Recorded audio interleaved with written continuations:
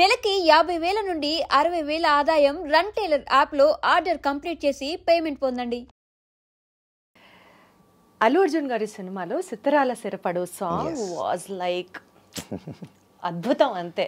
అంటే I'm really thankful to God, Thaman గారు and Trivikram గారు for giving me this song.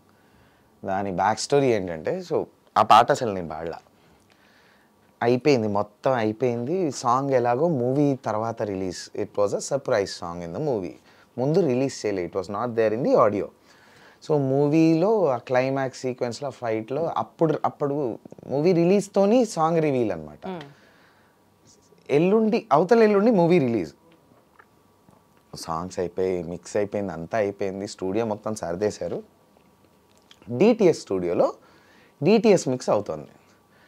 It was somewhere around 3:34. ఎందుకో తమన్ గారు యూ స్టే బ్యాక్ అన్నారు. ఎందుకు అన్నారో తెలియదు, ఇప్పటికీ ఆయనకు కూడా తెలియదు అనే చెప్పారు. ఏమో రా, నువ్వు నాతో ఉంటావేమో అని చెప్పి ఉండమన్నాను అన్నారు అంతే. Because he was also working till 6 AM 7 AM everyday. సరే అని నేను ఉన్న కార్లోకి వెళ్ళి పడుకున్నాను. నేను వీడియో చూస్తూ అలా పడుకున్నాను నేను కార్లో. సడన్గా తమన్ గారు అసిస్టెంట్ వచ్చి కాల్ మీ 3:30. తమన్ గారు పిలుస్తున్నారు. ఓకే అని చెప్పి వెళ్ళా.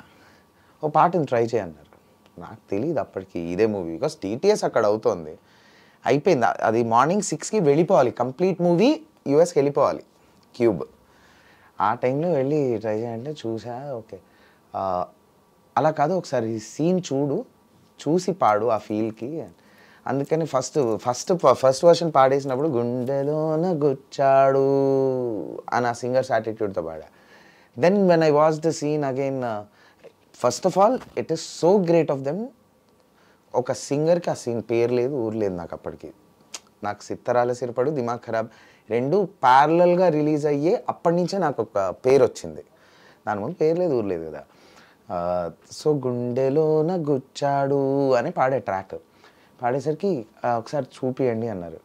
చూసినప్పుడు గుండెలోన గుచ్చాడు అంటారు బన్నీ, ఆయన అంటారు. అది చూసి ఓకే ఇంకొకసారి పాడతానని చెప్పి గుండెలోన గుచ్చాడు అన్నా. So that was a very nice. ఇమ్మీడియట్గా త్రివిక్రమ్ గారు చూశారు, అదిరిందిగా ఇదే ఉంచుతాం అన్నారు. అలా ఒక అర్ధరాత్రి 3:30కి నేను ఆ కాంపౌండ్లో ఉండడం వల్ల నాకు ఆ పాట వచ్చింది. I was available nearby, because they cannot wait for another singer to come. And ఆ 3:30 రాత్రికి ఎవరెత్తారో తెలియదు, మార్నింగ్ 6కి సినిమా వెళ్ళిపోవాలి. సో ట్రూ లక్తో నాకు ఆ పాట వచ్చింది. అందుకనేనా you are very grateful or you are always available to Thaman గారు అన్నది? అంటే is that the sense of gratitude you carry? Not because of this song, yes, ఒక 30% of my gratitude might be because of this song. Okay. But more than that, on a personal level, ఏంటి సాకేత్ నీకు తమన్ గారికి ఉన్న personal level of attachment ఏంటి, emotional bonding? Generally కొంచెం close అయ్యారు. అంటే ఆయన టీం మొత్తంలో కొంచెం మనం కోతి వేషాలు తెలుసు కదా, మేబీ అవి నచ్చినట్టున్నాయి. రారా is very close, like an own brother. But ఎక్కడ నాకు ఆయన నన్ను ఒక ఓన్ బ్రదర్గానే ట్రీట్ చేస్తున్నారన్నది తెలిసింది అంటే, I met with a very major accident. I was going to a show, ప్రాపర్గా శ్రీరామనవమి రోజు భద్రాచలంలో ప్రోగ్రామ్కి వెళ్తూ మిట్ట మధ్యాహ్నం we met with an accident. Mummy వాళ్ళు స్టేజ్ మీద ఉన్నారు, LMA షో చేస్తున్నారు డాడీ, వాళ్ళకి చెప్పలేను. సో అక్కడికక్కడ మమ్మల్ని కామినీని అదేటో తీసుకెళ్లారు. మేజర్ యాక్సిడెంట్, వెరీ మేజర్, అంటే వెరీ మేజర్ అనమాట, లైఫ్ అండ్ డెత్ యాక్సిడెంట్.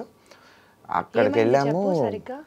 నేను ముందు రోజు నైట్ నాకు ఏదో షో ఉండింది, సో ఐ డెంట్ స్లీప్. లేదు, so my friend was driving. తను కొత్త కార్ కొన్నాడని చెప్పి మేము తన కార్ పూజ చేపిద్దాం శ్రీరామనవమి కదా అని. If he was not there is no Saketh today. అంత ఎక్స్పర్ట్ డ్రైవర్ కాబట్టి బతికాము. He's my best friend, he was driving. చెల్లి ముందర కూర్చొని ఉంది, నేను వెనకాల పడుకొని ఉన్నా, నాకు నిద్ర లేక బర్త్ మీద ఇలా పడుకొని ఉన్నా. ఒక ఆయిల్ ట్యాంక్ ఇండికేటర్ వేయకుండా వచ్చేసింది.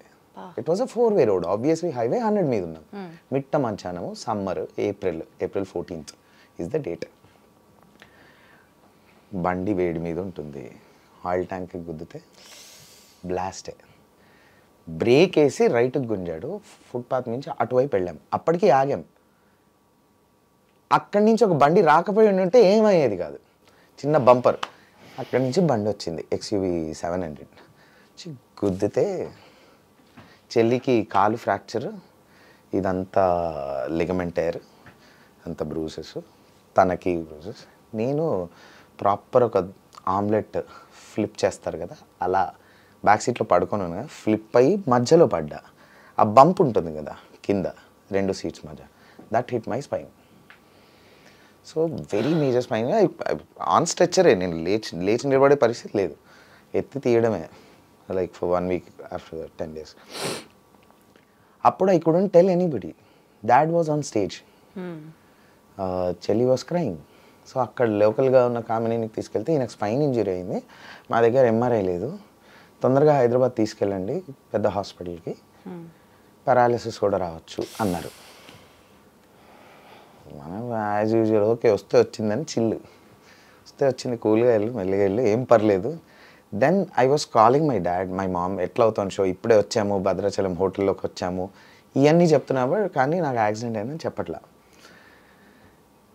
దెన్ ఐ కాల్డ్ శ్రీకృష్ణ అన్న షో ఆగిపోయేటట్టుంది, బికాజ్ ఇద్దరు సింగర్స్కి మేల్ అండ్ ఫీమేల్ యాక్సిడెంట్ అయింది, ఎవరైనా సింగర్స్ని సెట్ చేసి పాపం ఆ షోకి పంపివా, బికాజ్ ఆడియన్స్ అందరూ వెయిట్ చేస్తుంటారు అని చెప్తే ఈ మనిషి ఊరుకోకుండా తమన్ గారు చెప్పాడు, పక్కనే ఉన్నాడు అప్పుడు తమన్ గారి పక్కన. అప్పటికే by then you know Thaman గారు? Very very very well. అప్పటికే I sung Jawan, sung Shivalinga, sung many songs. So and అప్పటికి we were like playing cricket together, everything. So immediate ఏంటి సాకేతిక అయిందా అని చెప్పి త్రివిక్రమ్ గారి కంపోజింగ్లో ఉన్నారు అప్పుడు. హీ రిక్వెస్టెడ్ త్రివిక్రమ్ గారు స్టాప్ ద కంపోజింగ్, స్ట్రైట్గా he came to the hospital sunshine. నేను కూడా నా అంబులెన్స్ రీచ్ కాకముందే ఆయన ఉన్నారు అక్కడ. And he made sure MRI అయిపోయింది, ఎవ్రీథింగ్. ఈ లోపలే గురువారెడ్డి గారితో మాట్లాడి, అక్కడ హాస్పిటల్తో మాట్లాడి, ICUలో మీరు నమ్మరు ఒక 10 మంది ఉన్నారు, బికాస్ తమన్ గారు అక్కడ నిలబడి ఉన్నారు. అవన్నీ చేసి హీ వాజ్ సో కైండ్, నాకు అవన్నీ హీ వాజ్ దేర్. ఎటువంటి ఇష్యూ లేదు అన్నది తెలుసుకున్నాక night 10:30 or 11 he left. He came at 4:35. ఎవరు ఉంటారు? యాక్సిడెంట్ అయింది, కొద్ది చిన్న పేరున్న చిన్న సెలబ్రిటీసే ఒక యాక్సిడెంట్ అయిందని వెళ్ళి ఒక 1/2 hour 1 hour ఉండి వాళ్ళ పేరెంట్స్ వచ్చేంత వరకు ఉండి, జాగ్రత్త అండి ఏమైనా అవసరం ఉంటే ఫోన్ చేయండి అని చెప్పి వెళ్ళిపోతారు. Made sure he was there. He didn't allow my dad, మీరు రిలాక్స్ అవ్వండి బయట, నేను చూసుకుంటాను. అప్పటికి ఇంకా తెలీదు డాడీకి. అప్పుడు నేను ఫోన్ చేసి షో అయిపోయింది రా, సూపర్ హిట్ అయింది, మీ షో ఎప్పుడు స్టార్ట్ అంటే ఓకే వెరీ గుడ్, మేము ఇంకొక 1/2 hourలో సన్షైన్ రీచ్ అవుతాము, మీరు బయలుదేరండి, చిన్న యాక్సిడెంట్ అయిందని అప్పుడు చెప్పాను నేను. సో డాడీ వాళ్ళు కూడా మేము వెళ్ళిన తర్వాత రీచ్ అయ్యారు, బట్ తమన్ గారు ఇంకా ముందే ఉన్నారు. అంత అట్లాంటి మనిషిని నేను చూడలే. When his team is in some problem, ఆయన నిలబడతాడు ఇలా. సో మేబీ అక్కడ ఆ రోజు అంత కట్ చేస్తే తర్వాత నేను ఇంటికి తీసుకెళ్లారు, డిశ్చార్జ్ చేశాము, బెడ్ మీదే ఉన్నాను, I couldn't walk. So even to the washroom I couldn't get up. పడుకున్నా, ఇంటికి 10 మంది జనాలు 20 మంది జనాలు రావడం, పరామర్శించడం, సేమ్ రివైండ్ ప్లే స్టోరీ చెప్పడం నా వల్ల కాలే, నేను స్టూడియోకి వెళ్ళిపోతున్నా అని చెప్పి స్టూడియో రూమ్లో బెడ్ వేసుకొని, అప్పటికి నా మూవీ, నేను ఒక మూవీకి మ్యూజిక్ చేస్తున్నా, మూవీ ఫైనల్ మిక్స్లో ఉంది, పడుకొనైనా మిక్స్ చేసుకుందాం అని చెప్పి స్టూడియోకి వెళ్ళిపోతుంటే తమన్ గారు అన్నారు, నువ్వు మూవీ గురించి మర్చిపో, ఐ టేక్ కేర్, కావాలంటే నేను మిక్స్ చేసి ఇస్తా అన్నారు. ఈ being a top music director, ఒక చిన్న మూవీ, ఒక చిన్న నీకెందుకు, take care of your health, నేను నీ మూవీ చేస్తాను, మిక్స్ చేస్తానన్నాం, అది ఎంత పెద్ద మాట. అది రెండో పాయింట్. నేను స్టూడియోలో ఉన్న ప్రతిరోజు నాకు పార్క్ అయితే నుంచి షెఫ్కి స్పెషల్గా చెప్పి కిచిడీలు వచ్చేవి ఫుడ్.